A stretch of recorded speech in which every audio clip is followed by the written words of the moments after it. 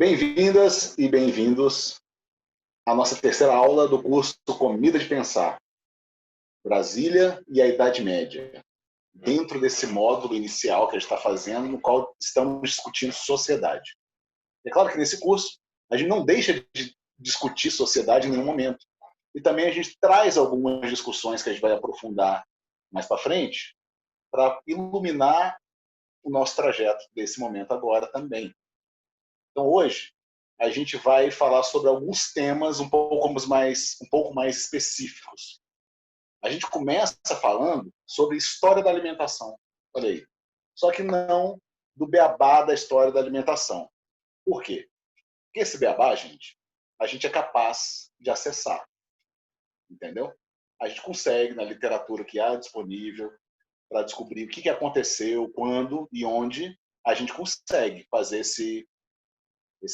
essa linha do tempo, por exemplo, né, se situar no tempo e no espaço da história em relação à alimentação, quando surgiu o fogo, né, e depois quando apareceram os restaurantes e tal.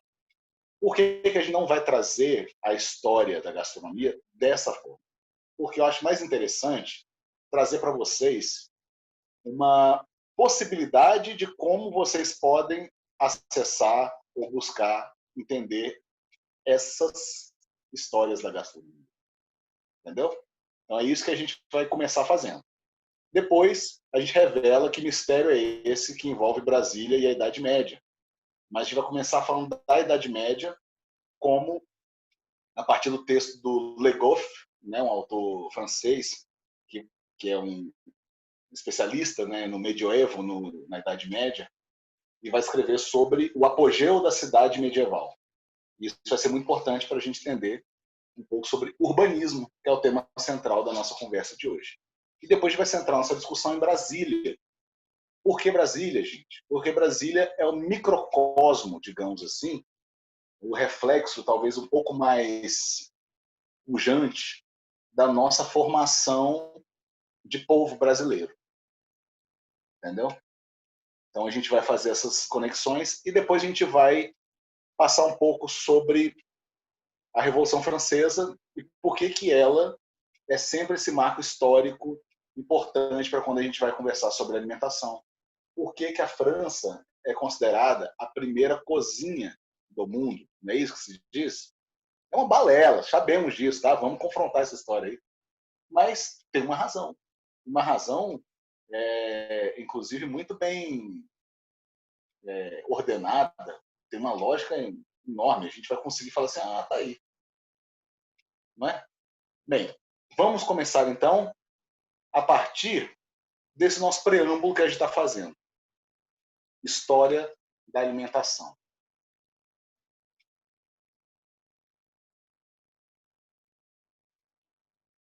Quando a gente vai olhar a história da alimentação, uma coisa que eu acho muito legal, e aí a gente precisa, né, tirar o chapéu para as colegas e os colegas da academia, do ensino formal, que têm encontrado uma forma, inclusive, de estabelecer, nas pequenas palavrinhas, uma diferença entre uma história da alimentação, ou então a história da alimentação, e uma história da alimentação. O pequeno artigo, quando ele desloca do definido para o indefinido, ele mostra para a gente do que de fato se está falando.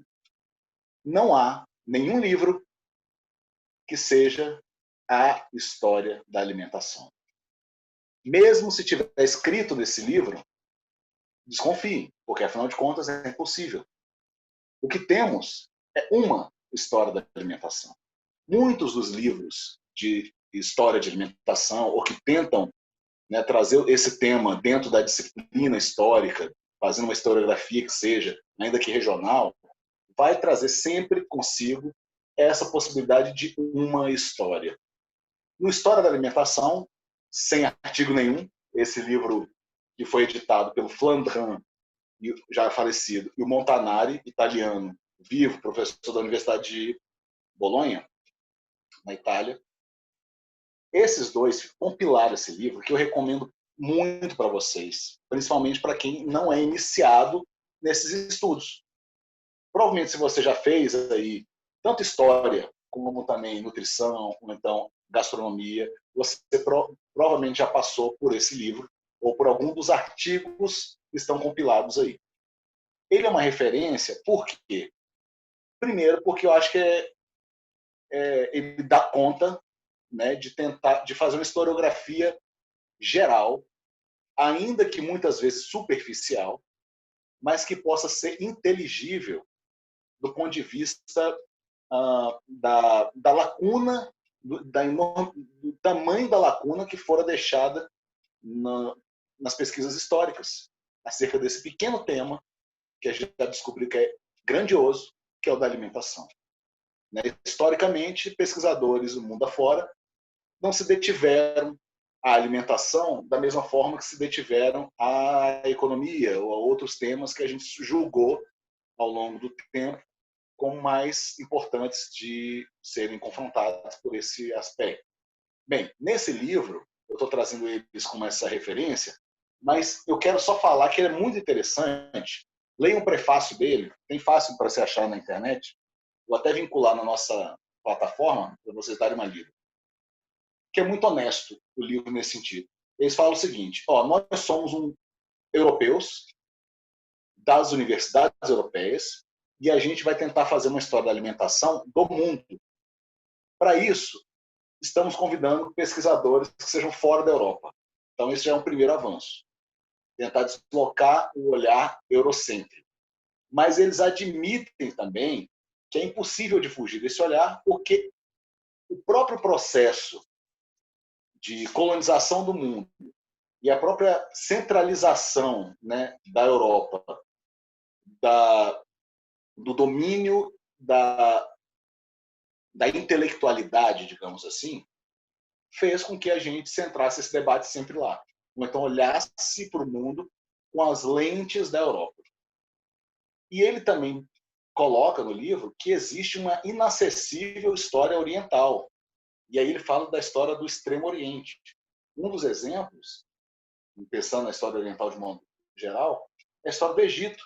O Egito que a gente estudou tanto, né, na escola e tudo mais, que foi uma referência muito grande, o Egito Antigo, tanto para o nosso imaginário cultural, como também no próprio estudo de história dentro da educação formal nas escolas, a história do Egito vem, só que a gente só conhece a história do Egito pelas castas superiores, pelos faraós.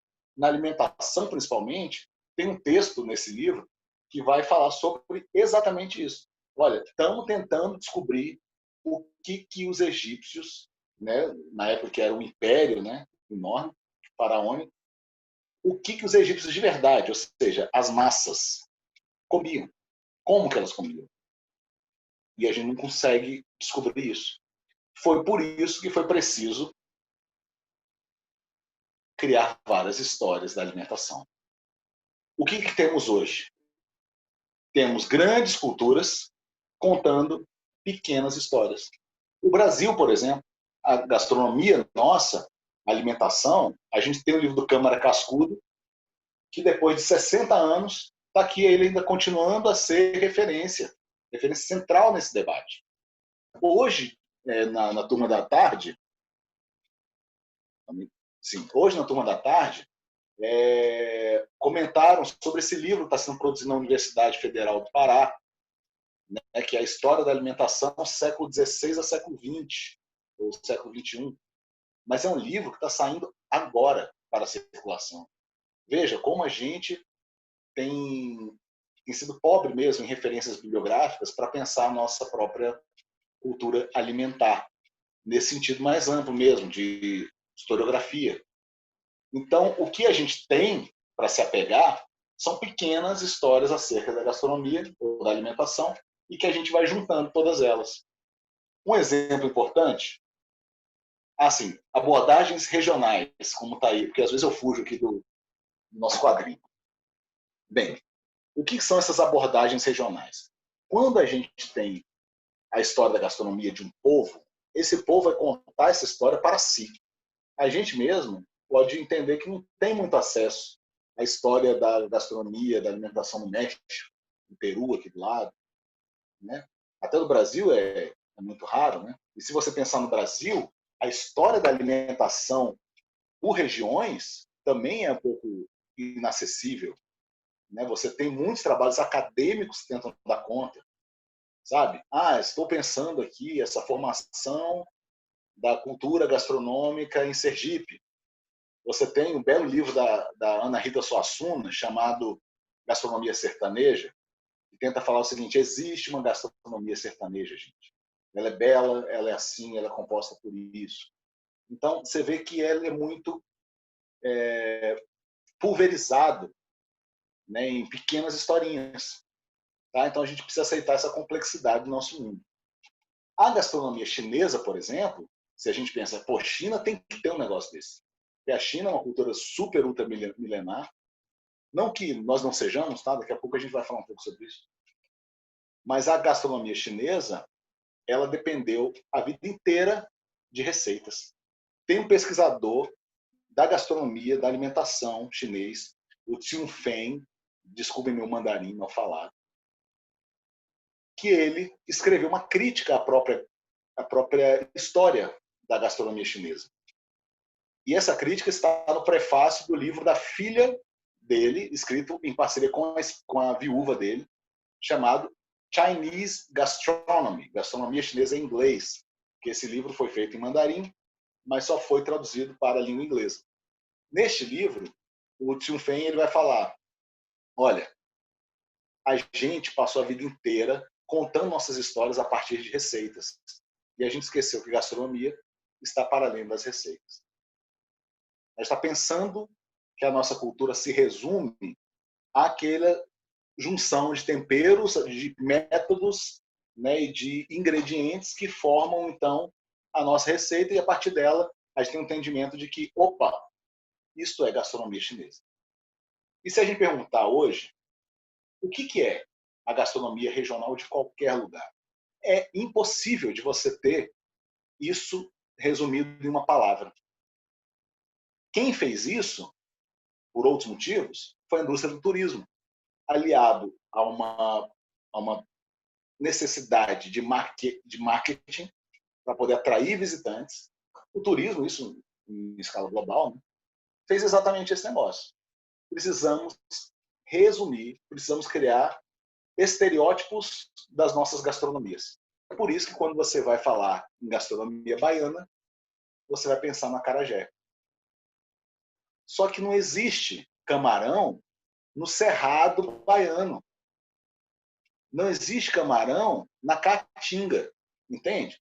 Bahia é uma um dos biomas, né, mais diversos do Brasil. E ele, então, tem em si várias possibilidades.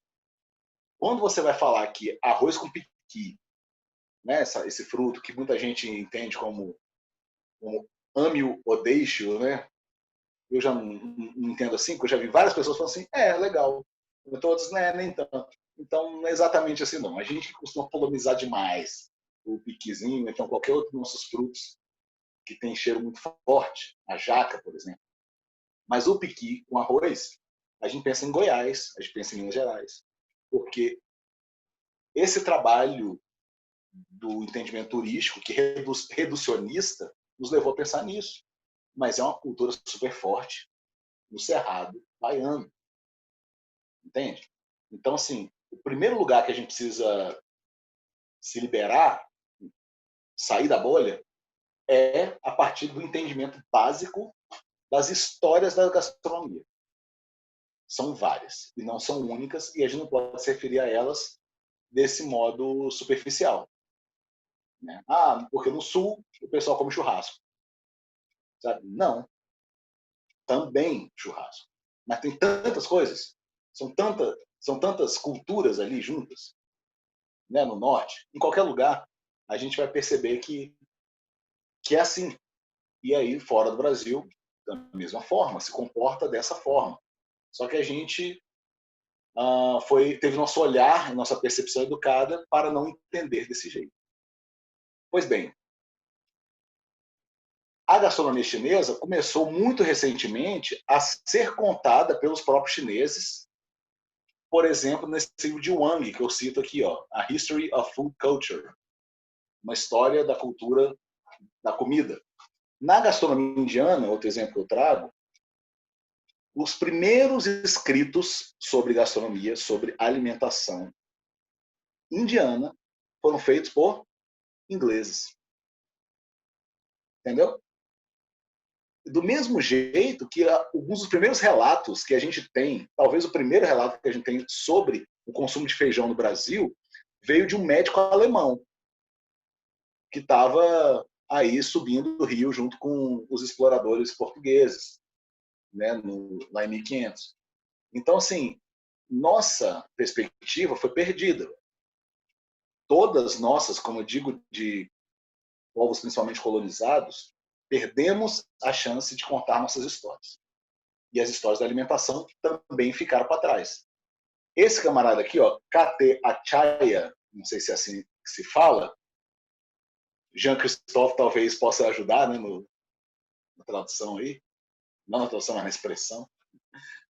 Mas Acharya, ele é um dos primeiros autores, de fato, indiano, que vai trazer uma proposta de história de alimentação para a Índia, falando de dentro.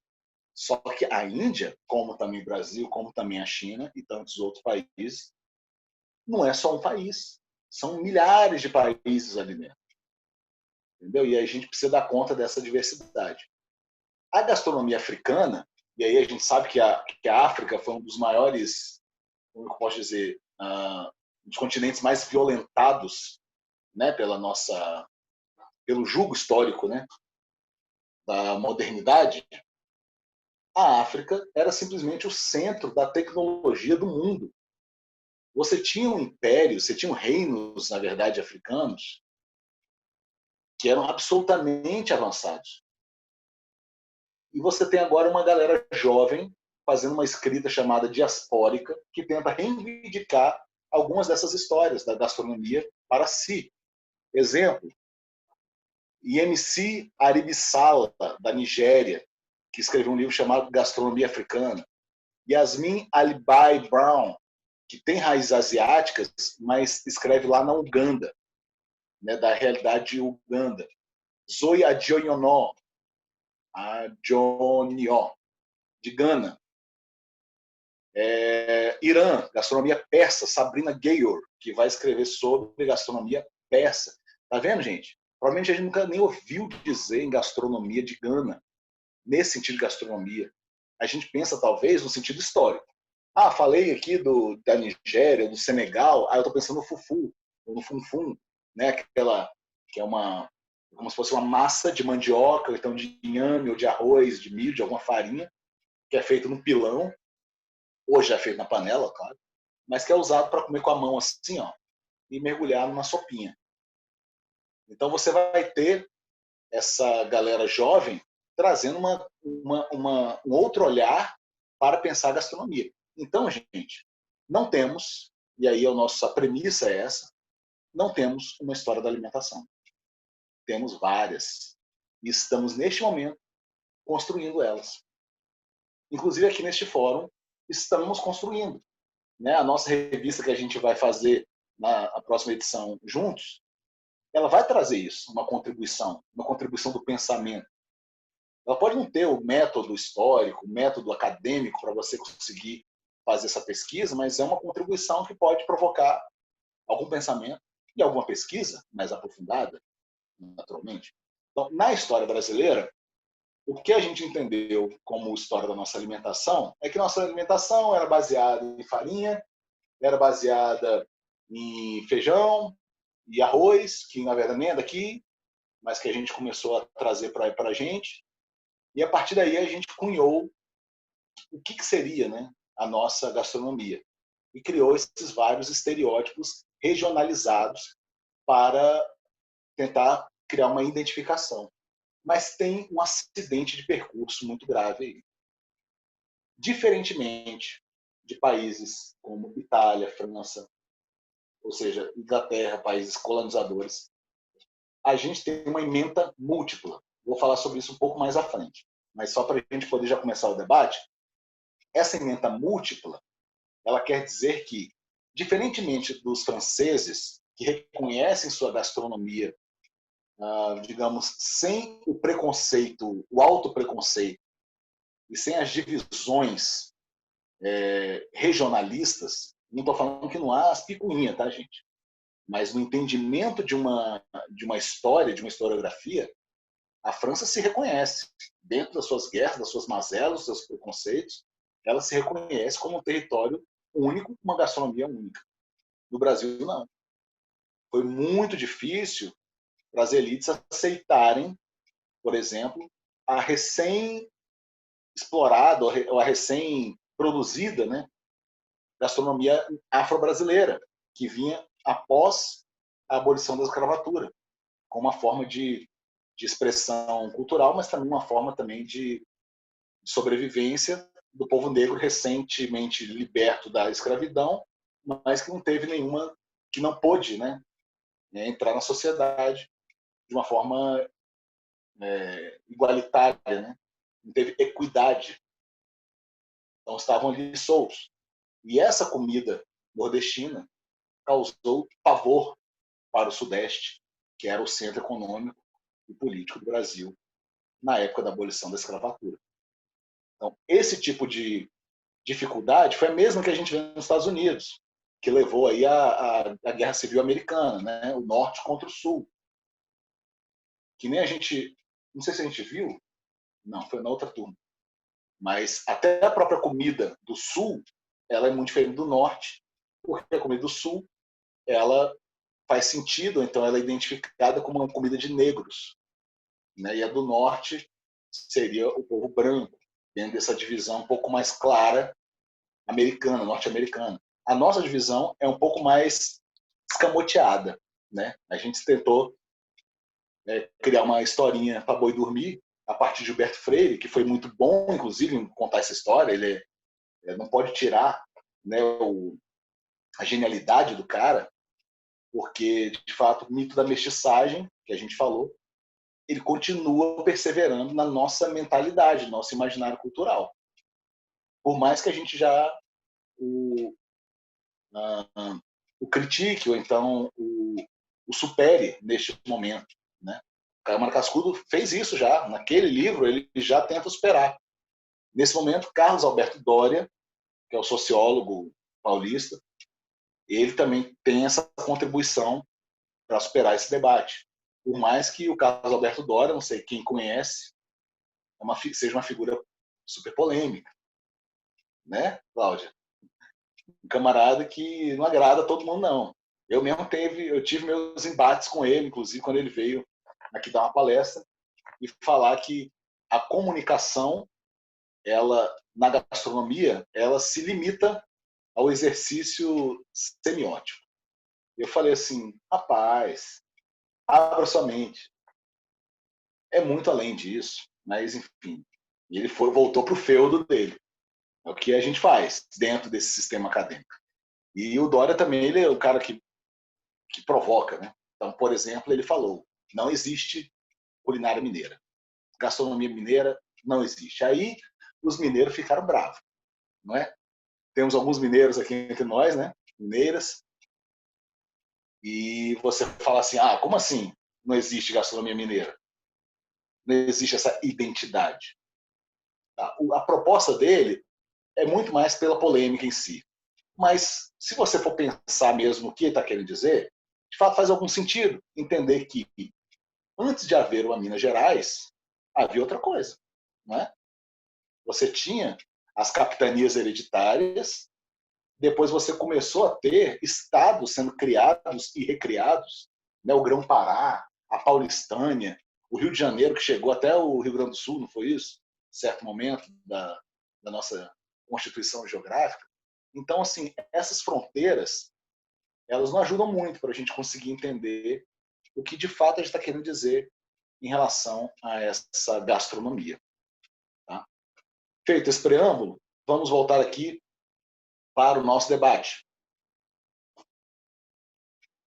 Opa.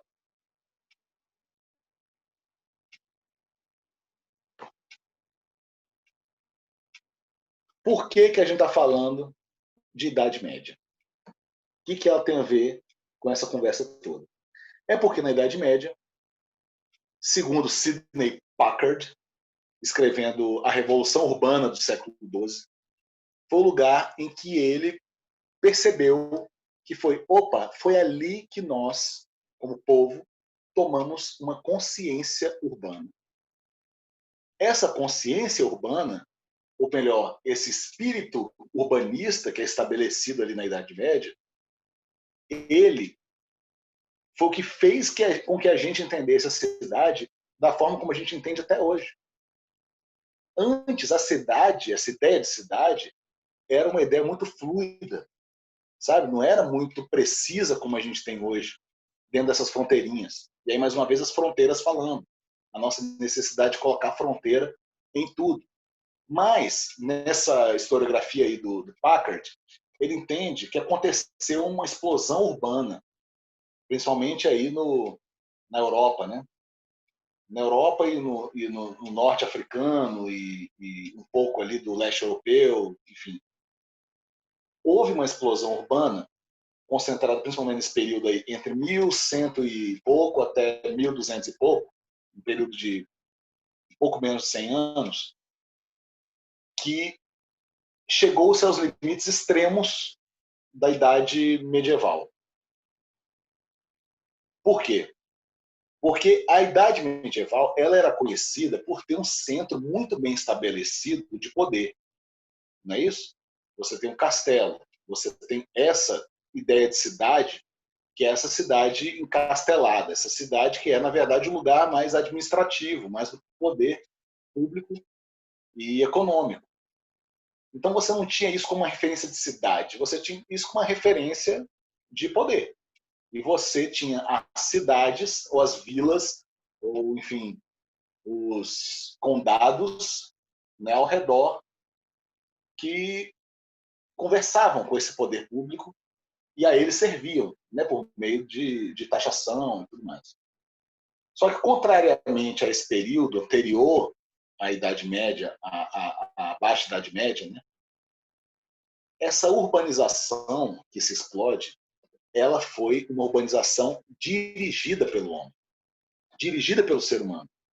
Então, ela não foi uma obra coletiva que simplesmente foi agregando espaços ao longo, preenchendo, né, o campo, preenchendo o território, mas sim ele começou a dirigir essas formações urbanas em direção ao centro, em direção a esse castelinho.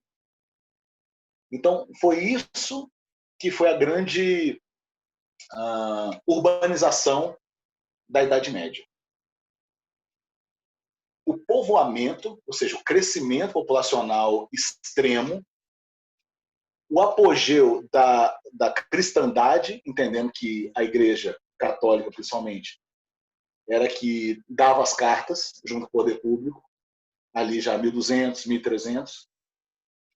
E a partir dali, as cidades elas começam a ser o que a gente já entende hoje, de uma forma tranquila, como esse motor para o desenvolvimento social, urbano, político, econômico e tudo das nossas estruturas de vida, né, e de convivência. Então, a atividade econômica começa a ter como centro a cidade. A cidade se torna esse lugar que recebe a atividade econômica. Por quê? Porque a massa trabalhadora vinha do campo e começa, então, a servir a cidade. É um movimento quase circular, em direção, mais uma vez, aonde está o dinheiro, basicamente. Bem, existe na cidade também a institucionalização do impulso político, ou seja, uma influência política na vida cotidiana. Existe uma atividade produtora que é organizada por meio de uma tendência corporativa, e você tem uma efervescência intelectual por meio da cultura, da arte, da religião, que é centralizada na intelectualidade da época, ou seja, a elite intelectual. que eram, então, as primeiras universidades. Ou seja, ela também centralizava um tipo de poder. E, como não, estava situada na tal da cidade. Então, a partir de 1260, segundo o Le Goff, com uma velocidade maior ou menor, conforme as regiões, os desequilíbrios estruturais da economia, da sociedade começavam a avançar, marcados por essas eternas crises conjunturais e profundas, começa a conduzir a cidade ao epicentro de uma crise permanente, de um permanente estado de distúrbio social, que é marcado basicamente pelas desigualdades. As desigualdades ficam mais sensíveis aos olhos, ficam perceptíveis a partir do momento em que você concentra na cidade ou cria a cidade a partir desse sentimento ou desse impulso urbanista que nascia na Idade Média. Veja, voltando aqui, não é muito diferente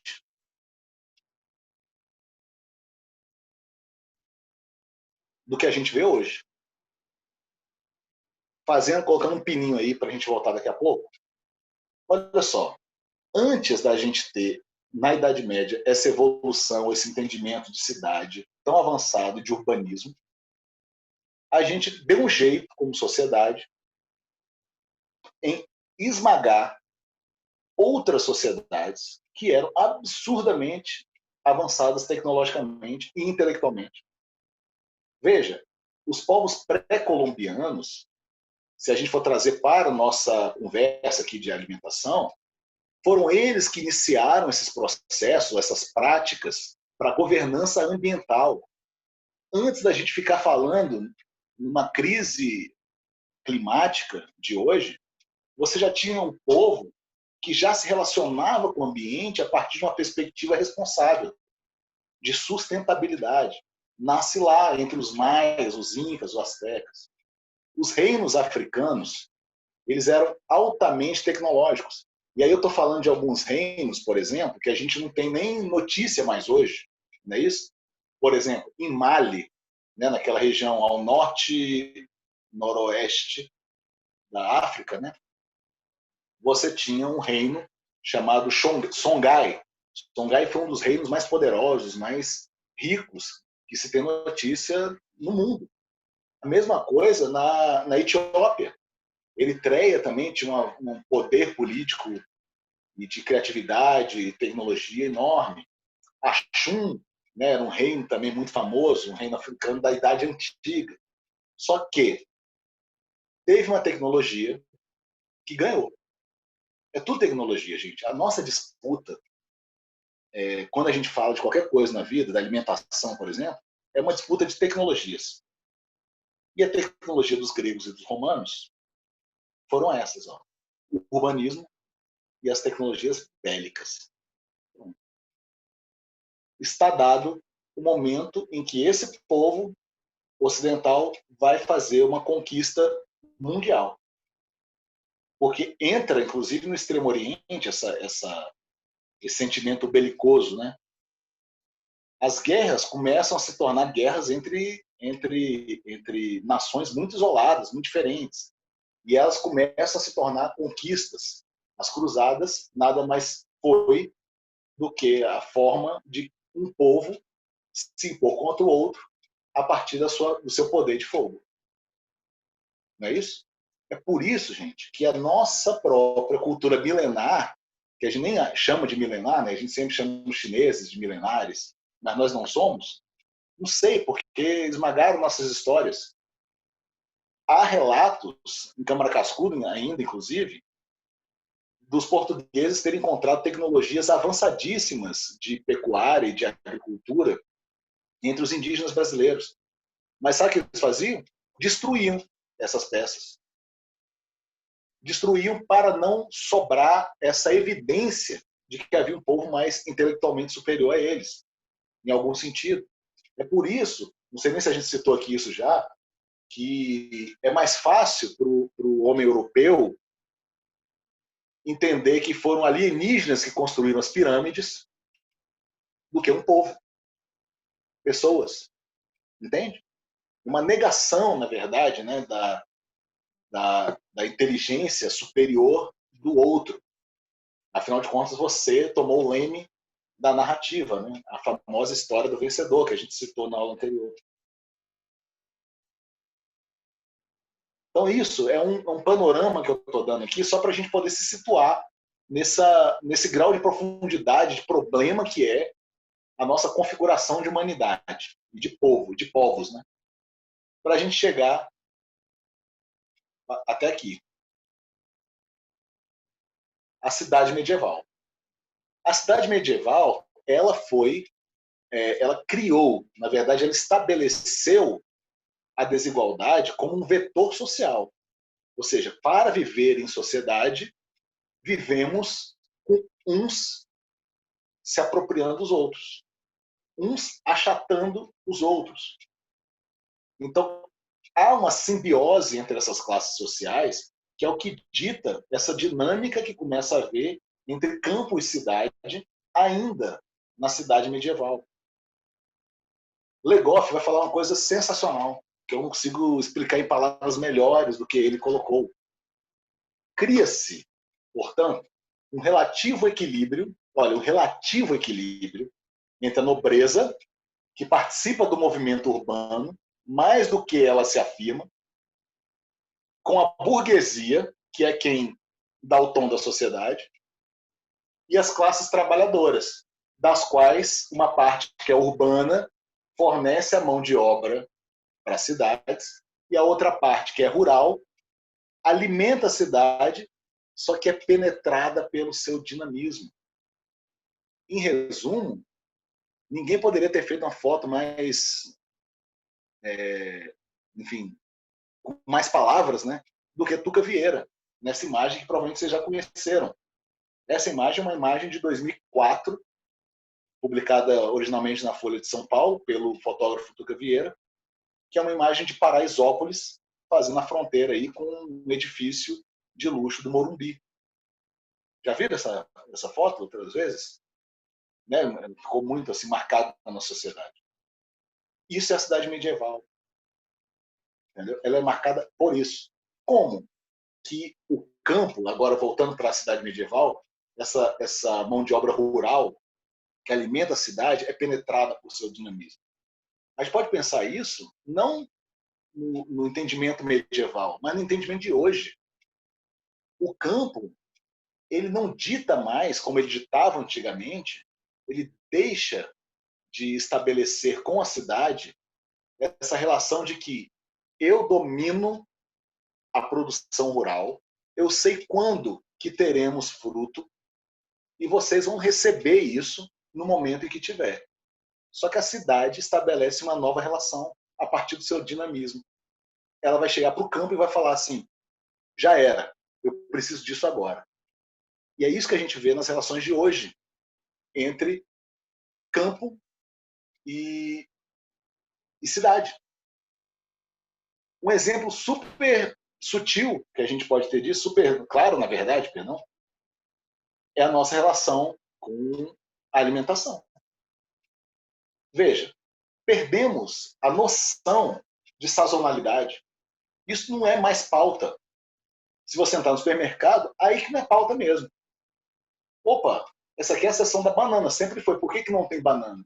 A cidade não aceita o fato de não haver banana. O campo precisa providenciar banana, ainda que seja outro campo. Ainda que seja um campo que fique lá no México para mandar goji para o nosso mercadinho gourmet. E a gente chama de superfood. Né? Ainda tem esse twist, não é isso? Então a gente mudou essa dinâmica lá na Idade Média. E a partir daí foi só ladeira abaixo. Entende? Nesse momento, com um novo espírito de consciência que nos traz aí a própria discussão da gastronomia, que é o que a gente está fazendo isso aqui agora, a gente começa a propor outras possibilidades. E essas possibilidades existem, estão vindo aí por meio de políticas públicas, por exemplo, né? podem ser ainda muito poucas, muito fracas, e também estão na mira, por exemplo, desse governo, nesse momento agora, que está pregando uma destruição dos processos mesmo de sustentabilidade, de cuidado do meio ambiente, etc. Isso nem o próprio governo nega, pelo contrário, ele se vangloria disso, né? Então você tem aí mais uma disputa marcada para a gente conseguir reaver essa história que a gente perdeu lá na Idade Média. E o que isso tem a ver com Brasília, gente? Essa que é a grande questão. Antes, vocês têm alguma questão aí para trazer, galera? Pontuar alguma coisa, perguntar? Falei muito rápido. Percebi que hoje de tarde eu acabei acelerando, falando brrr. Tudo bem? Estão acompanhando tranquilo? Podem parar, tá? Se não tiverem, levanta a mãozinha, então pede um alô. Bem, quantos aqui nessa sala são de Brasília? Temos gente aqui de Brasília? Denise e Ana Veloso. Pronto. A gente vai aprender um pouquinho sobre Brasília, porque ela vai ser importante para a gente entender o Brasil. Entendeu? Antes, deixa eu só ir para o nosso próximo slidezinho, que aí a minha parte da minha tese passa por esse títulozinho que eu estou entregando para vocês aqui, ó. Que é isso? Brasília, a maquete futurista da Idade Média. É isso que a gente fez. Brasília nada mais é do que um plano para trazer a Idade Média, a cidade medieval, em seu apogeu, para um projeto, digamos, maquiado de modernismo. Perfeito? Para isso, a gente vai ver duas referências aqui para nos ajudar a entrar no clima de Brasília e aprender um pouco mais sobre por que a gente está centralizando o debate na construção de Brasília, especificamente. O primeiro é uma música do Sérgio Sampaio. Vocês conhecem o Sérgio Sampaio? Que é o autor daquela música Eu Quero Botar o Meu Bloco na Rua. O Sérgio Sampaio foi parceiro do Raul Seixas. Um dos primeiros discos do Raul Seixas foi justamente o disco coletivo com Sérgio Sampaio e outras pessoas.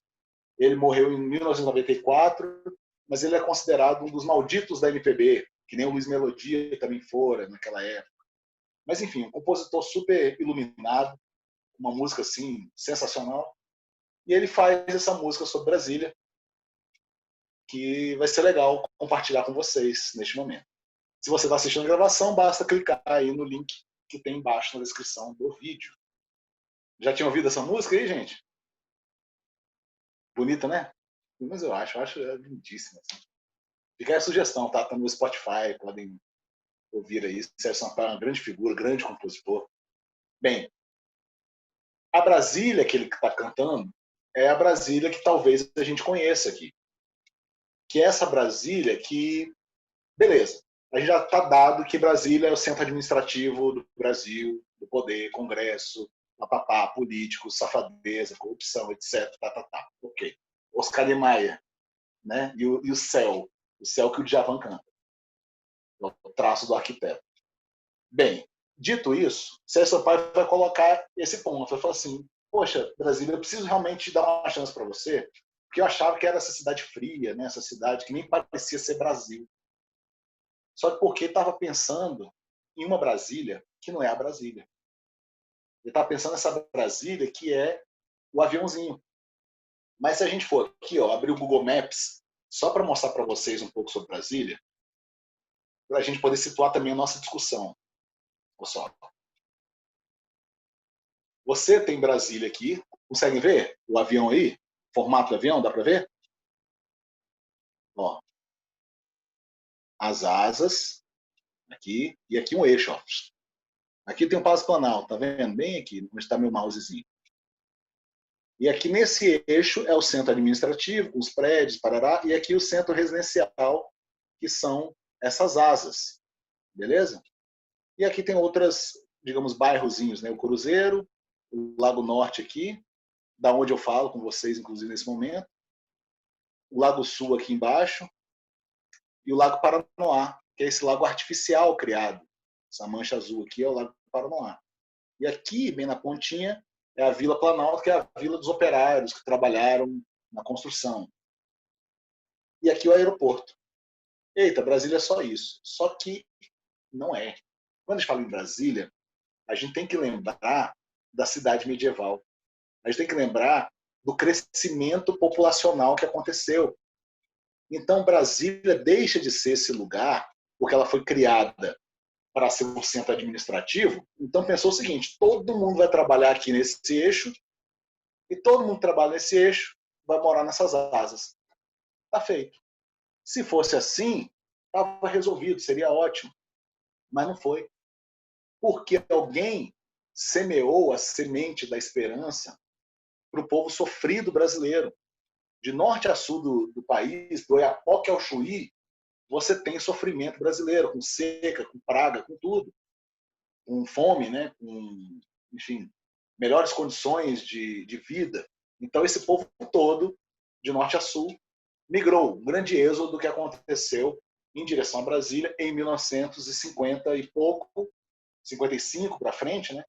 Até a inauguração de Brasília em 1960, para a construção da capital da esperança. Então, Rio de Janeiro deixava de ser a capital federal para poder, então, centralizar aqui, em Brasília. Só que o problema é um pouco mais amplo. E aí eu vou pedir ajuda agora para o Adirley Queiroz, cineasta, de Ceilândia, cidade satélite de Brasília. Ele é de Goiás, na verdade, de Goiânia, mas radicado em Ceilândia, e vai fazer um filme, um documentário chamado A Cidade é uma Só? É uma pergunta, entendeu? Não é uma Brasília. A gente está falando de outras. Se você, no caso da Adirley, ele ainda mais crítico nessa relação. Ele fala, não, não, não, eu não sou de Brasília, eu sou da Ceilândia, Distrito Federal ainda. Então, Brasília tem essa confusão entre a Brasília do plano piloto, que é o plano desenhado lá por Lúcio Costa, o plano urbanístico, e o Distrito Federal, que a gente também se refere como sendo Brasília. Não é isso? DF. Mas o povo brasiliense, com S, se refere a Brasília em qualquer lugar, seja em Taguatinga, em qualquer outra cidade satélite, agora chamada de região administrativa. Houve uma gourmetização até da periferia de Brasília, galera. Olha só que coisa. Mas vou deixá-lo falar por mim, porque nesse filme, que na nossa plataforma de ensino está completo lá, no YouTube, liberado, a gente só vai mostrar um trechinho aqui agora, tá? Para nossa reflexão. E se você está vendo a gravação, clica aí. E aí, gente, conheciam essa versão da história de Brasília? Para a gente ser um pouco mais claro sobre ela, voltando aqui para o nosso mapinha, eu vou mostrar mais ou menos o que eles estão falando, tentar situar geograficamente. Olha só, Brasília, está aqui, ó. Está escrito Brasília, está bem pequenininho. Que é o plano piloto. Aqui, ó, mais para baixo, tá vendo? Nessa bolinha azul, tem o aeroporto internacional. E a antiga vila do IAPI, que ele fala nessa reportagem, é aqui, ó. Tá vendo? Era até antes de chegar no plano piloto, passava aqui pela vila do IAPI para pegar o eixão.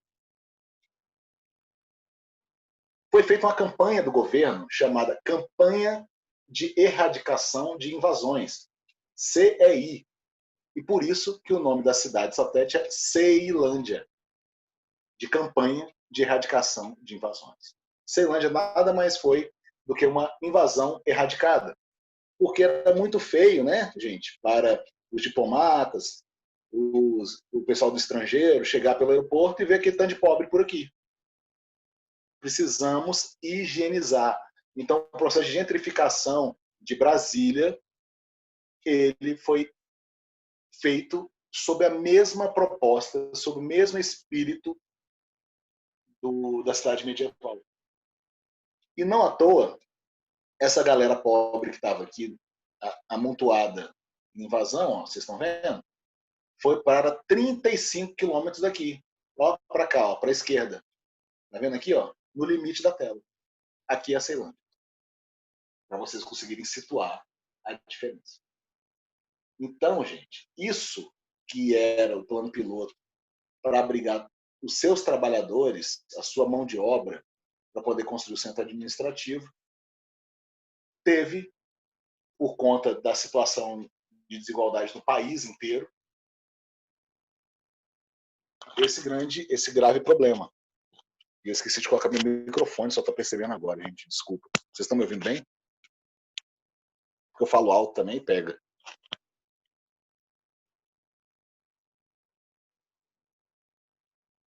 Então isso é para vocês terem uma ideia do que a gente está falando quando a gente está falando de Brasília. Então, quando a gente fala de Brasília, a gente está falando basicamente nessa construção de um reflexo das desigualdades do Brasil. Brasília não fez outra coisa a não ser amplificar e deixar um pouco mais claro, inclusive, essas cisões. E eu vou ainda mais longe. A gastronomia está no centro dessa bagunça toda.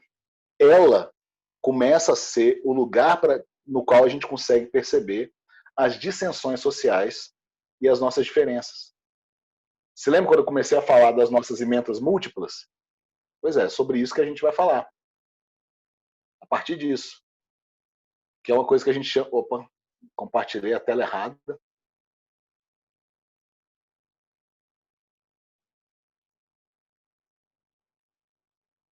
A gente vai falar da ementa múltipla do Brasil, que vai nos ajudar a entender esse fenômeno. A comida brasiliense. Brasiliense com Z. Por que brasiliense com Z? Porque brasiliense foi o termo cunhado pelo... Não foi cunhado, né? Ele já existia, mas ele foi usado pelo José Hipólito da Costa, essa figura que talvez vocês já reconheçam o nome, né? Que foi o criador do jornal O Correio Brasiliense. Não o Correio Brasiliense que circula hoje em Brasília, principalmente, em algumas capitais como São Paulo e Rio. Mas o Correio Brasiliense original é de 1808, primeira publicação brasileira em jornais. Era um jornal clandestino, produzido em Londres, para dar notícias sobre o que estava acontecendo no Brasil. Esse jornal se comunicava com as elites. E por isso que o nome era Correio Brasiliense. Porque José Hipólito da Costa se recusava a se reconhecer como brasileiro. Porque brasileiros eram os trabalhadores que carregavam pau-brasil. A esses trabalhadores, a essa mão de obra do campo, era dado o nome de brasileiro. Pois nós, que estamos aqui no topo dessa cadeia intelectual e econômica, somos os brasilienses.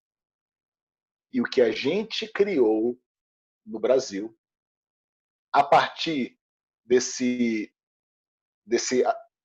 espectro, né, da construção de Brasília, foi favorecer a criação de uma comida brasiliense e não de uma comida brasileira.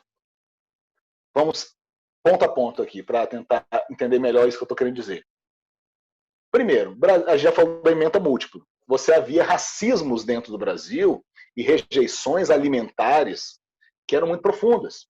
Por mais que na Itália você tenha uma guerra entre as regiões italianas sobre quem faz o melhor macarrão, qual tipo de macarrão é melhor, né, que isso é melhor do que aquilo, tem essas brigazinhas, isso aí é superfície, gente.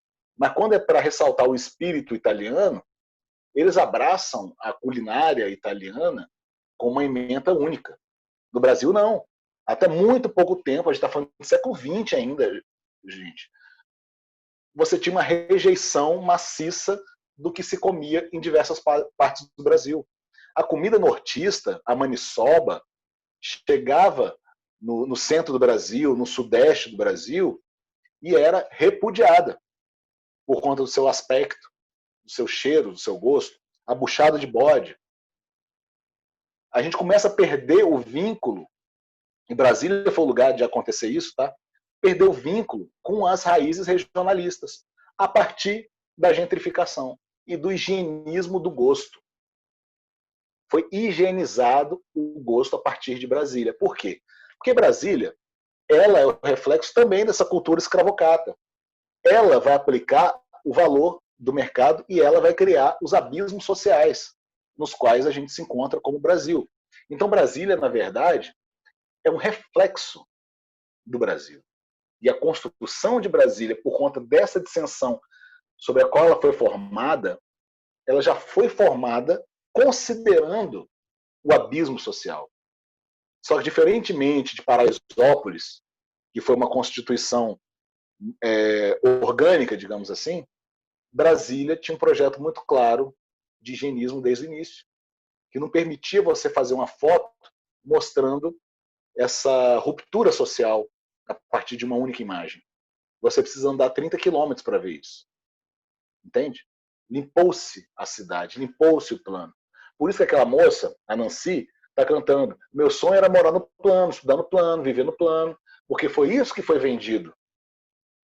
Quando a gente vende a gastronomia brasileira, a gente também está vendendo aquilo que para nós é mais, digamos, palatável. A gente vende a feijoada, que já está consolidada. Mas a gente tem umas rupturas internas que não são muito consideradas. O cuscuz do Nordeste, ele teve uma dificuldade enorme de entrar no Sul por ser considerado ração de galinha. Enquanto no Sul, quando eu estou falando no Sul, gente, estou pegando não na região mesmo Sul, né, mas Sudeste, né, principalmente São Paulo, como era o centro econômico, né, e é ainda. São Paulo tinha uma outra forma de produzir cuscuz, que tinha muito mais a ver com as práticas dos imigrantes árabes, italianos que foram para ali. A imigração dos povos estrangeiros e a migração dos nossos povos, das nossas regiões para Brasília, intensificou a percepção da nossa gastronomia. Perdemos a gastronomia brasileira, perdemos a comida brasileira, criamos uma comida brasiliense a serviço das elites. Um exemplo prático para a gente poder entender isso. Na minha pesquisazinha aqui, eu foco em dois restaurantes.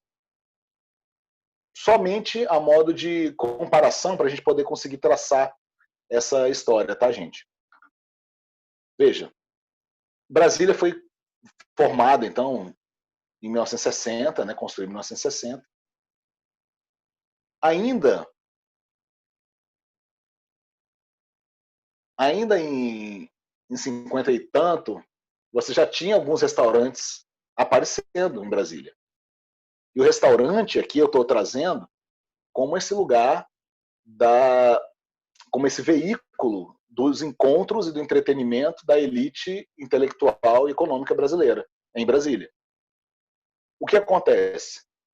Foi feita pela política progressista do Juscelino Kubitschek para o comércio varejista, foi feito um favorecimento, principalmente dos imigrantes que vinham principalmente de São Paulo e Rio de Janeiro, né, e Minas Gerais, que também concentraram boa parte do poder político, mas os imigrantes estrangeiros europeus, eles receberam, tiveram acesso a constituir negócios, porque eles poderiam trazer uma culinária de mais alto nível, uma culinária mais palatável para uma cidade como Brasília, uma comida brasiliense, que seria o quê?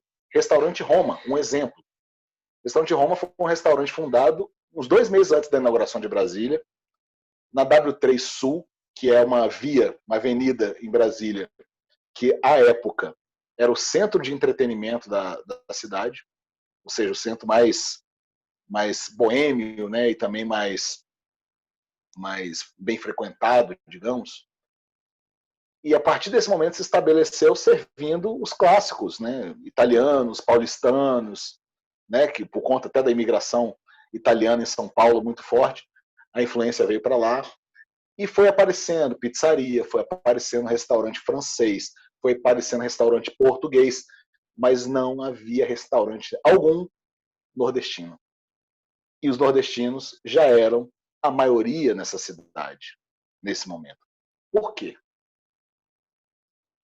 Porque a gente enxotou os nordestinos, que normalmente, que na maioria do seu censo, eram pessoas negras, ou seja, retirantes, mas pobres também, sem essa referência, sem esse conhecimento da esfera pública, porque, afinal de contas, Brasília foi construída para os servidores, para os políticos, para a diplomacia, foi feita para isso, e por isso que os restaurantes precisariam estar à altura desses negócios, desse público. O que aconteceu foi que a culinária nordestina era relegada aos lares. Nos acampamentos, nas invasões, os barracos que serviam comida, serviam lanche, né, na maioria, e bebida. Comida era boia fria. A cultura nordestina em Brasília, que Brasília tanto se orgulha, porque Brasília fala, nós somos a cidade de todos os sotaques, não é isso? Representamos todas as culturas, é a união, mais uma vez a mestiçagem do Brasil refletida agora com uma mestiçagem regionalista, né? Então, nesse regionalismo, nós temos uma harmonia entre sotaques cariocas, catarinenses, sergipanos e potiguares. Não, né? Por quê? Quando Ceilândia foi empurrada lá para 35 quilômetros dali, a buchada de bode, a panelada, o sarapatel foram junto. Os pratos, as receitas que a gente vai ter dessas culturas começam também a se estabelecer geograficamente, expondo essas fissuras sociais. Ou seja, os nordestinos ganham como um lugar mais afastado do plano piloto, que é esse sonho de Dom Bosco. O plano piloto nasce de um sonho, de um padre, de uma profecia, não é isso? E aí, incorporado pelo Lúcio Costa, que faz 2 tracinhos e ganha o concurso para criar Brasília. Só que aí, essas fissuras começam a ser expostas a partir daí. E também são escondidas. Então, ali naquela imagem que a gente viu, você tinha o dono do restaurante Roma, que é um senhor belga, imigrante, que comprou esse restaurante lá atrás, de uma família de ascendência italiana. E você tem ali embaixo um retirante nordestino, que veio lá de Natal. Natal não, né? Rio Grande do Norte, eu não sei qual cidade. Para fazer um restaurante em Ceilândia, perto da feira de Ceilândia. E a feira da Ceilândia se torna esse centro da cultura nordestina. Até hoje, se você for à feira da Ceilândia, as barracas vão servir sarapatel, buchada, panelada, os pratos típicos que a gente reconhece como típicos do Piauí, principalmente. Porque os piauienses imigraram com no maior grupo, né? Porque a seca e a fome no Piauí era ainda mais grave do que no resto do Nordeste no momento da construção de Brasília. E os mineiros, a eles foram relegadas as quitandas. Então foi muito fácil para o brasiliense com S se adaptar ao sabor das quitandas, mais suave, do pão de queijo, dos pãezinhos, dos bolos, da goiabada. E, enquanto isso, a gente celebra a nossa miscigenação regional, mas afasta tudo aquilo que para o nosso gosto seria afrontoso. Isso é o que a gente chama de higienização do gosto. Houve um achatamento do gosto, no qual a gente perde as referências. Um grande amigo meu, ele falava, eu preciso sair da casa do meu pai todo sábado de manhã. Eu não aguento ficar lá. Porque quando ele começa a cozinhar aquela buchada, o pai dele piauiense, quando ele começa a cozinhar aquela buchada, não tem ninguém que aguente o cheiro. Por quê? Porque a gente reeducou o nosso olfato para rejeitar a nossa própria cultura. Então, quando a gente fala que tal coisa tem cheiro forte, a gente tem ali um sintoma muito grave de como a gente perdeu o contato com a nossa ancestralidade. Não tem o fato do dendê? Ah, o dendê é forte demais, é um óleo forte demais. Entende? Criamos esse mito. Sabe, se comer acarajé, você vai ter dor de barriga. Se comer 2 acarajés, pelo amor de Deus.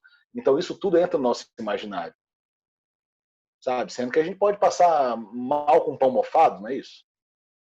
Então, assim, qualquer coisa pode fazer mal para o nosso corpo.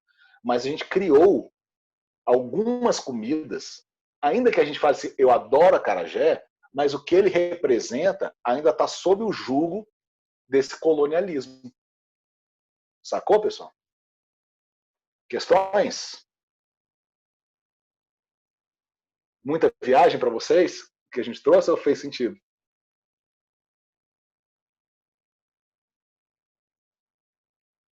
Legal?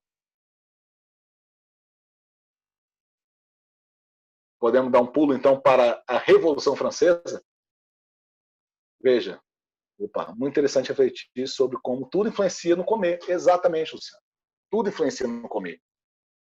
Essas nossas relações de Brasília, a gente sempre pensou, os documentários que a gente está vendo tratam justamente dos deslocamentos sociais. Mas a comida nunca está na questão, e eu acho que ela tem que estar ali como protagonista desse debate. Porque a gente é o que a gente come, né? Não tem esse ditado. Não sei se procede, mas de um ponto de vista pelo menos talvez espiritual ou então ao menos do imaginário, faz muito sentido. E o que a Revolução Francesa agora tem a ver com essa história?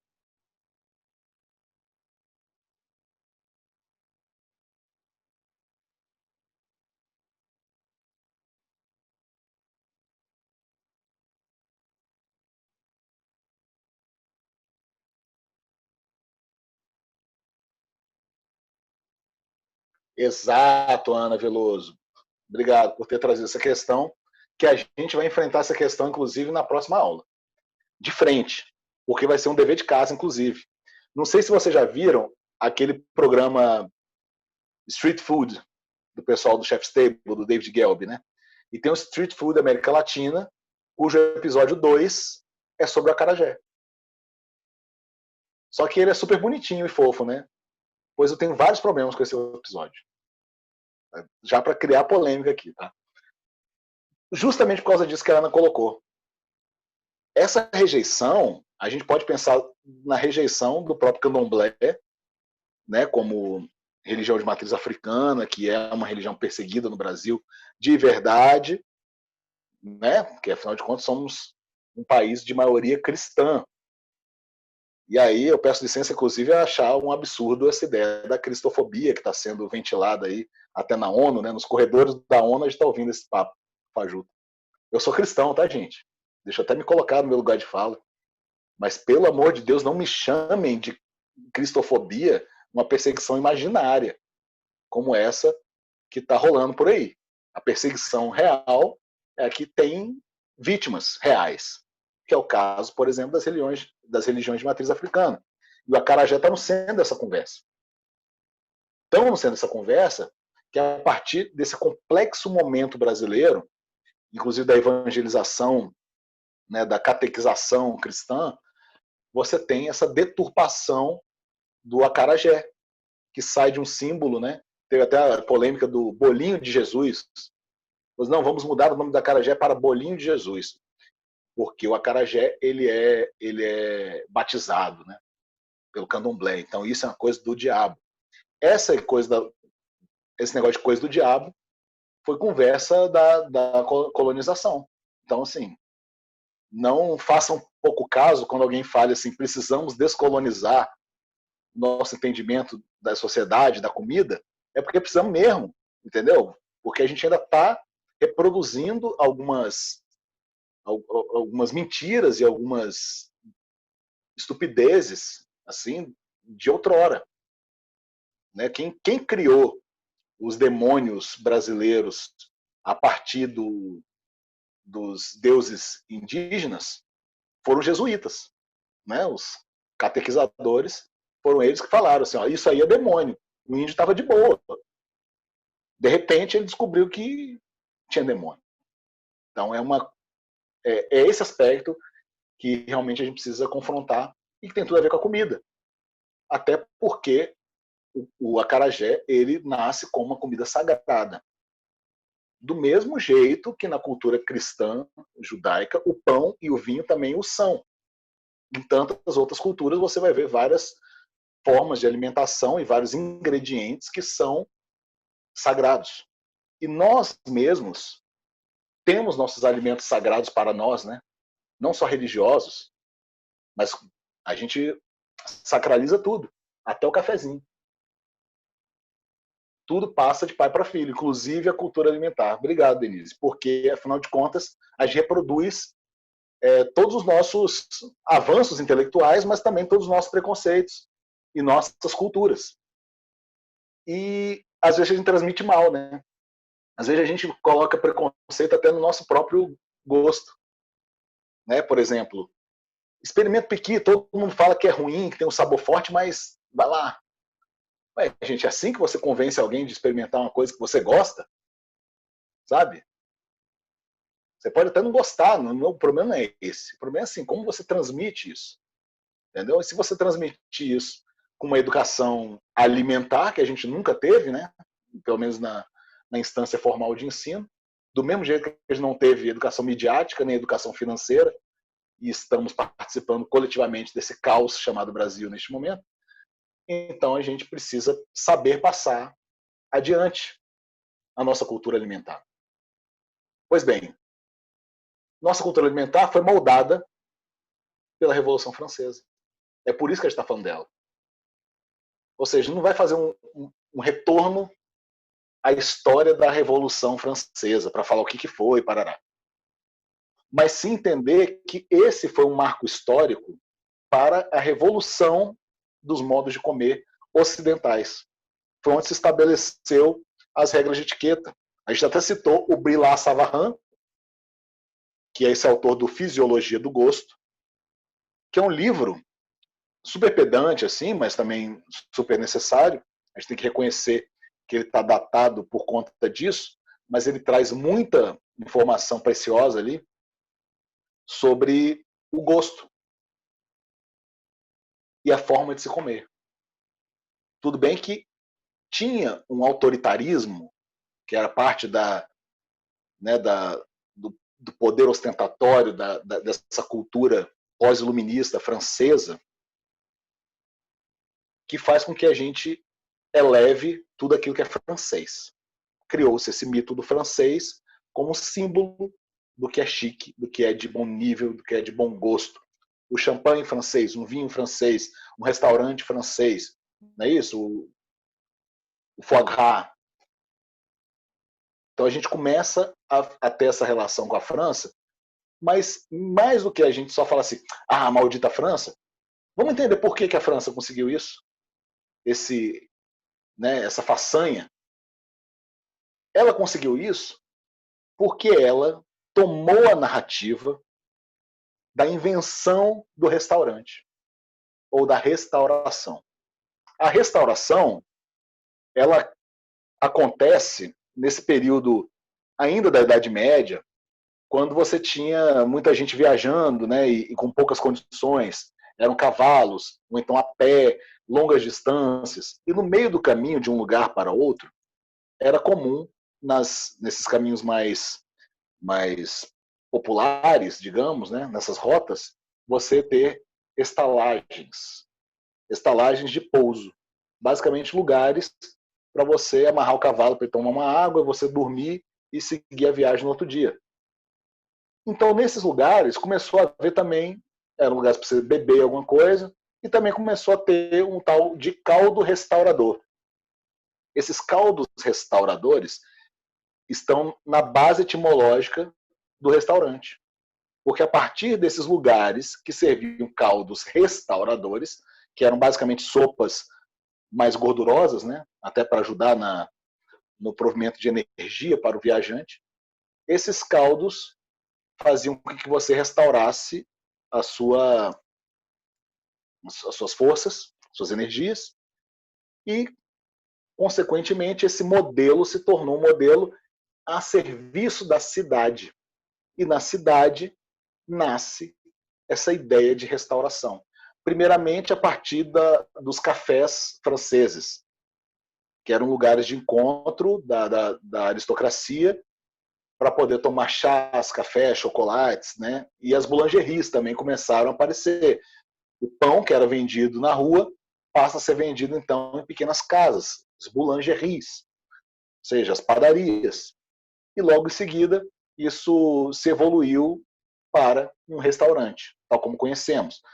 Eram as tavernas, né? A gente pode chamar de várias coisas, porque eles adotaram vários formatos ao longo da Europa. Estão centralizando o debate ainda na Europa. Aqui tem algumas exemplos, né, dos primeiros restaurantes. É dito que o primeiro restaurante foi criado em Londres, né? La Grande Taverne. E o segundo seria esse Trois Frères Provençaux. Desculpe meu francês, né? Enfim, Londres e Paris, né? Os lugares que se conectavam, mas mesmo em Londres é um restaurante com nome em francês. Por quê? Porque o cozinheiro era francês. Aliás, depois da Revolução Francesa, todos os cozinheiros do ocidente do mundo eram franceses. Olha só que louco, gente. Por que isso, meu Deus? Primeiro, a França inventou o restaurante. Mentira. 600 anos antes da França inventar o restaurante, ele já existia, pelo menos nessas cidades aqui, ó. Kaifeng, Hangzhou, na China. Tal como a gente entende a taverna, né, uma tratoria, você tem aí o restaurante chinês, que já existia.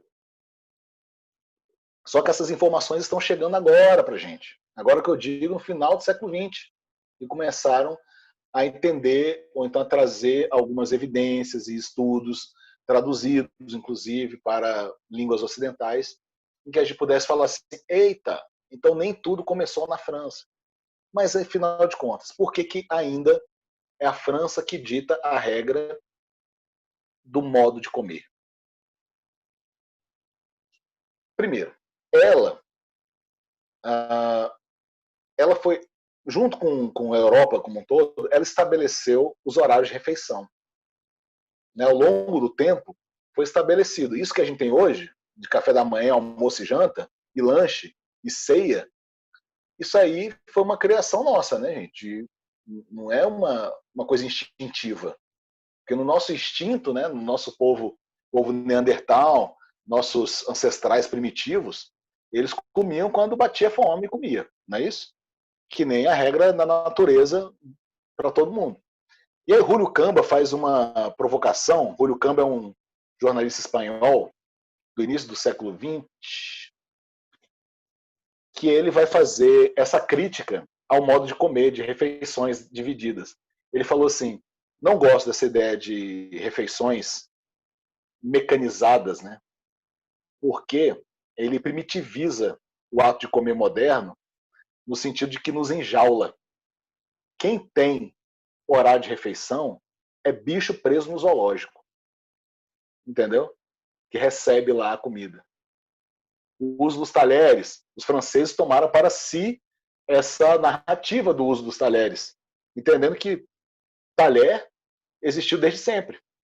Né?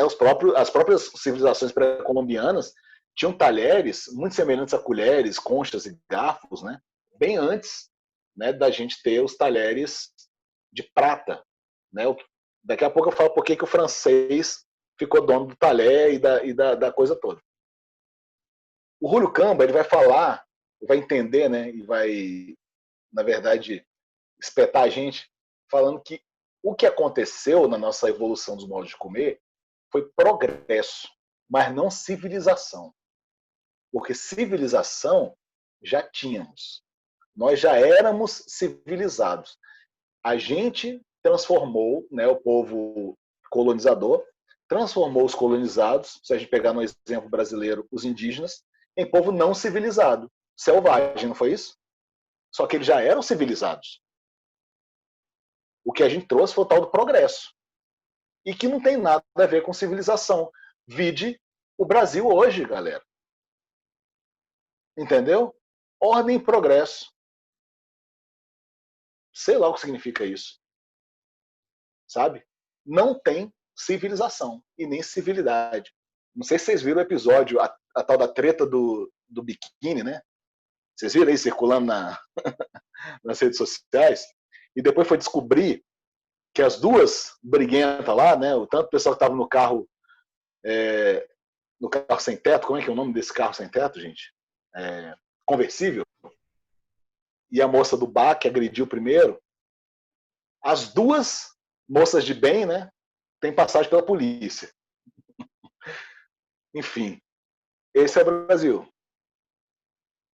O restaurante, ele é um lugar para nobreza. Ele replicava os modos de comer das cortes. Essa era a ideia. Opa, na corte come-se dessa forma. Vamos replicar aqui para quem puder pagar.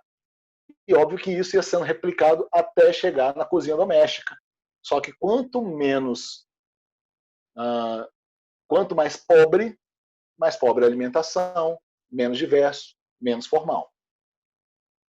O francês, o que ele criou não foram os talheres, não foi a cozinha, mas até hoje há esse mito de a primeira cozinha, principalmente nas escolas de gastronomia mais técnicas, vão trazer sempre essa ideia, né? A primeira cozinha, que é a cozinha francesa. Ela não é a primeira cozinha, né, gente? Pelo amor de Deus. Eu acho que ela não é nem a 13ª cozinha, sabe? Tem um monte de cozinha antes dela.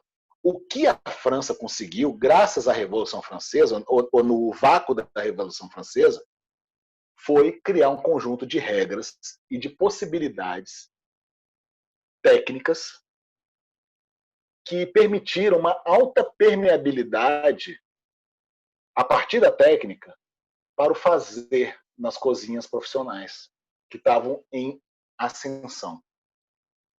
Junto com o crescimento populacional, cresceu também a demanda, cresceram também os negócios, o comércio, os restaurantes, e a cozinha francesa teve uma sacada. A partir, principalmente, por exemplo, né, o grande ícone desse movimento, um camarada chamado Antoine Carême.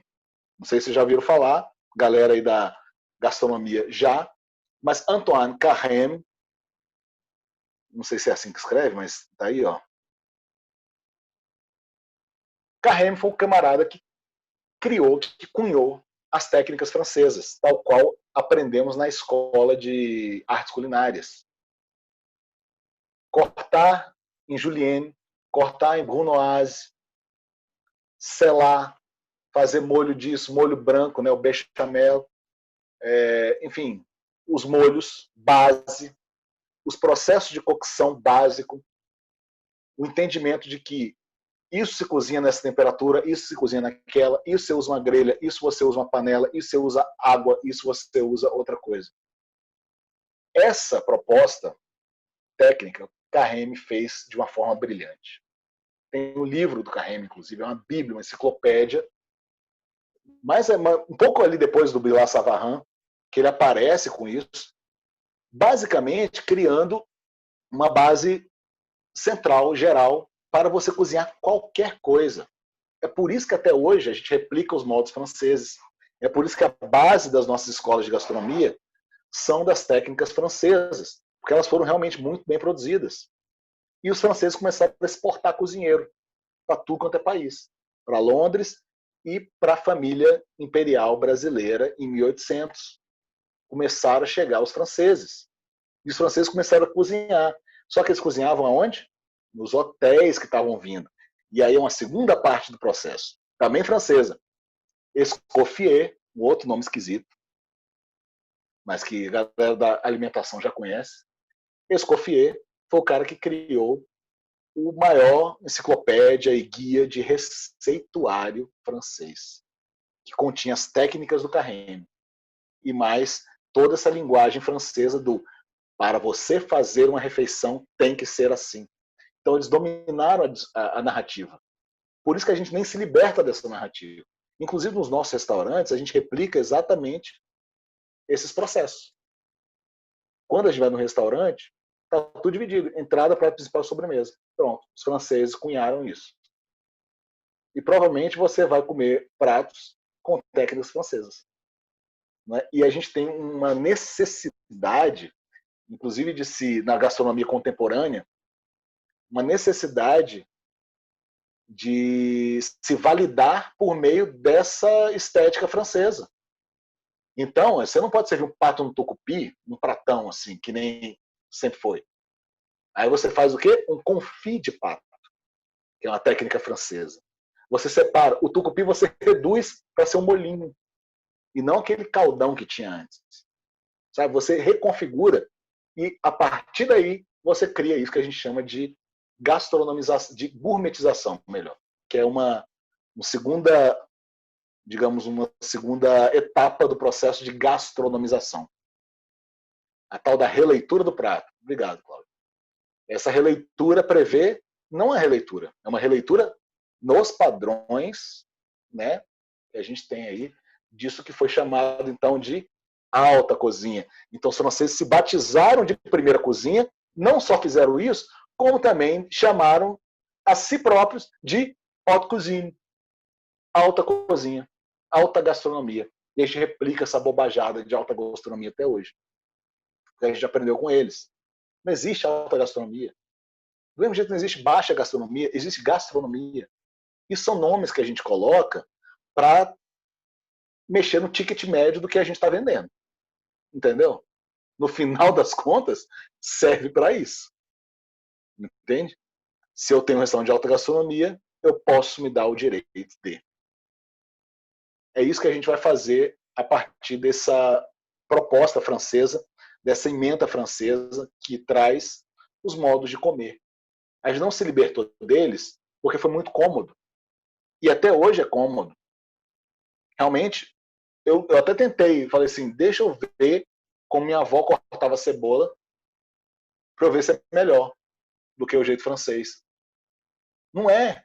Não sei se não é porque eu me acostumei já com essa praticidade francesa, mas, entendeu? Outro dia eu estava vendo minha sogra cortar cebola, ela quase cortou o dedo daquele jeito, cortando. Já viu? Nossas mães, vós, né, cortava assim, né? Com o dedo aqui, não sei o quê, mas uma faca cega danada. E agora a gente tem toda uma técnicazinha para cortar assim, parará, sai os quadradinhos todo bonitinho, certinho, mesmo tamanho. É uma praticidade que depois que você encontra, você não consegue, então, pensar nela, principalmente para uma cozinha de linha, gente. Se a gente estiver cozinhando em casa, vale tudo, mas para você cozinhar para um catatal de gente e estabelecer processos, você precisa de uma organização. Por isso os franceses vieram com esse papo de mise en place. Não foram eles também que inventaram. Mise en place nada mais é do que organização dos ingredientes antes de você cozinhar. Quando você vai fazer o bolo, em vez de você sair todo atarantado pegando leite na geladeira, depois o ovo não sei aonde, à medida que você vai cozinhando, você vai organizar tudo isso antes. Você vai separar a quantidade de ovo, a quantidade de farinha, em potinho, bonitinho, parará. O nome disso é mise en place. Depois a gente vai conversar sobre como a mise en place começa no campo, começa na colheita. Olha que bonito. Mas eu deixo suspense. Vou ficar deixando uns suspenses aí para vocês, né, para eu tentar cativar um pouquinho mais. Mas bem, a França, então, que ela deteve foram os modos de cozinhar de uma forma que fosse permeável para a sociedade, fizesse mais sentido. E foi esse sentido que a gente trouxe para os nossos modos de comer.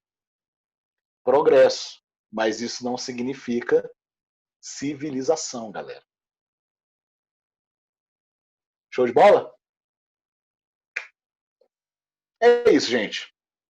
Encerrando aqui nossa conversa. Vocês querem fazer alguma pergunta, algum comentário? Podem ficar à vontade. Senão a gente vai passar. Ana, vamos lá. Não, é que eu tinha posto no chat, né? Que não vi, desculpe. Nada, imagina. Quando você falou do você é que você come, né? Dentro da perspectiva ali da nutrição e de uma forma mais social, hoje em dia a gente questiona bastante essa visão, né? Porque atribui muito um valor social, assim, um valor, enfim, um valor, né? Um estigma relacionado ao corpo diretamente ao que você come, né? E assim, por exemplo, se eu trabalho com pessoas que têm obesidade, né? Eu às vezes conheço pessoas que têm obesidade que comem melhor do que pessoas que têm, né, que são magras. Então, não tem uma relação direta, né? Mas a gente acaba atribuindo valor à pessoa diretamente relacionado ao valor do que ela come, né? Então, Perfeito. A gente questionando bastante isso também, nessa ideia de você é o que você come, né? Muito bom. Obrigado, Ana. Então vamos repensar o você é o que você come, né? Vamos questionar isso também, para a gente poder ter esse entendimento um pouco mais avançado, mais civilizado, aliás. Gente, a gente vai encerrar aqui. com dever de casa para a próxima aula. Calma, calma, calma, que o dever de casa nosso é super divertido. Ó, tem algumas sugestões lá na nossa plataforma de leitura. Tem um livro que, gente, vocês precisam ler esse negócio. Vocês podem ler só alguns trechos, tá? Que é o Cantando a Cultura Indígena. É um belo projeto feito pelo governo brasileiro, eu acho 2013 ou 14, num projeto de educação indígena, mas que não era da gente educando os indígenas, mas era um projeto que permitia que os indígenas se educassem, educar seus filhos, a partir das metodologias dos seus ancestrais. E a maior parte dessa metodologia é por meio dos cantos. Os indígenas transmitiam conhecimento e cultura e lições, né, para as outras gerações seguintes a partir do canto. Então tem vários cantos nesse livro, né? Tá ali em PDF completo para vocês. Podem ler só um ou outro para vocês terem uma ideia e vocês vão ver como que muitos desses cantos vão falar sobre comida. Sobre comida. Manifesto Antropofágico. Próxima aula será sobre nossas brasilidades, nossas afro-brasilidades e afro-latinidades. Então, o Manifesto Antropofágico vai ser uma leitura também bem curta. Quem já conhece está aí para ler, né, o Manifesto Modernista de Oswald de Andrade. A gente pode discutir também semana que vem. Tem esse texto que eu vou deixar lá para vocês, A Dor e a Delícia de Ser o que é uma tese de doutoramento que é muito massa, só que também ela é muito puxada, tá? Eu estou deixando só com uma sugestão assim para quem quiser, né, se aventurar, porque eu acho que também responde muitas questões sobre ser brasileiro. Ele vai falar sobre ser brasileiro, o que é ser brasileiro. Só que tem um texto muito carregado de academicismo, tá? E por fim, a leitura outra também muito curtinha, Por Dentro do Caroço de Dendê. Caroço de Dendê é um livro escrito pela mãe baiana de Iemonjá. Livraço, galera. Super fora de circulação, não consigo achar de jeito nenhum. Eu consegui ler algumas páginas em PDFs que a galera tinha, assim, mas eu achei esse link que está lá na plataforma para vocês, que é de uma pesquisadora que faz quase que uma resenha sobre o caroço de Dendê, de mãe baiana. Muito legal para a gente entender nossas raízes, né, na matriz africana religiosa. Então, semana que vem a gente vai falar sobre religião também. Cristianismo, religiões indígenas e de matriz africana. Basicamente aquilo que forma o nosso ideário, o nosso imaginário cultural religioso. Escrever. Não vai precisar escrever muito.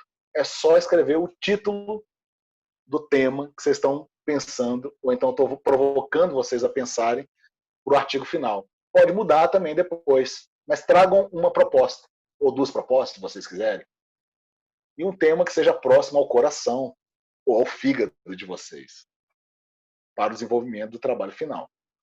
E aí, o deverzinho de casa que eu estou prometendo, legal, comer. Vocês vão comer para a próxima aula, porque a gente também aprende pelo comer, pelo paladar. O que vocês vão comer, gente? E é aí que a comida de comer se torna comida de pensar. Porque vocês vão comer uma coisa que vocês estão entendendo que vocês estão comendo. Porque vocês pensaram no que vocês vão precisar comer para essa aula. Então vocês vão comer alguma receita que evoque, ou que seja, dessas culturas brasileiras, ameríndias, indígenas, caribenhas, tudo que representa nossa afro-brasilidade, afro-latinidade. Tá? Escolham. Podem cozinhar, podem comprar. Não tem problema. O importante é que vocês comam e tragam na próxima aula essa experiência disso que vocês comeram. Ah, eu comi um acarajé. Isso significou nesse momento que eu comi, consciente que eu estava comendo uma comida brasileira, ou uma comida afro-brasileira, eu percebi, não sei, qualquer coisa. Tragam as sensações do palato de vocês também. Ver e ouvir. A gente vai ver e ouvir durante a aula, mas tem Farinha, música de Djavan, tem A Marvada Carne, um filme do André Klotzer, super divertido, com a Fernanda Torres, não sei se vocês já viram, tá inteirinho na nossa plataforma ali, só é clicar, vocês assistem ele inteiro. É mais uma referência mesmo, tá, gente? Não é obrigatório. Eu vou mostrar um trecho dele também. Mas para a gente discutir na próxima aula, vamos assistir aí o Street Food, América Latina, episódio 2, que é o episódio de Salvador, nessa série do David Gelb. Beleza? Quem não tem Netflix, tenta fazer um esforcinho para pedir para alguém, compartilhar o sinal, a senha, né? Não tem como ir para casa da pessoa para ver, mas a gente tenta fazer por aí. Joinha, gente? Fica dado esses deverzinhos de casa. Tá tudo escrito lá na plataforma também, tá? Se vocês perderem. Amanhã já estará a gravação e também os slides dessa aula disponível para vocês. E nesse momento eu me despeço de vocês. Muito obrigado pela companhia até aqui. E a gente encerra a nossa terceira aula. Então até segunda. Bom descanso para vocês, bom trabalho, estudos, né? Várias coisas vocês vão ter que fazer. Beleza? Um beijo. Tchau. Boa noite, tchau.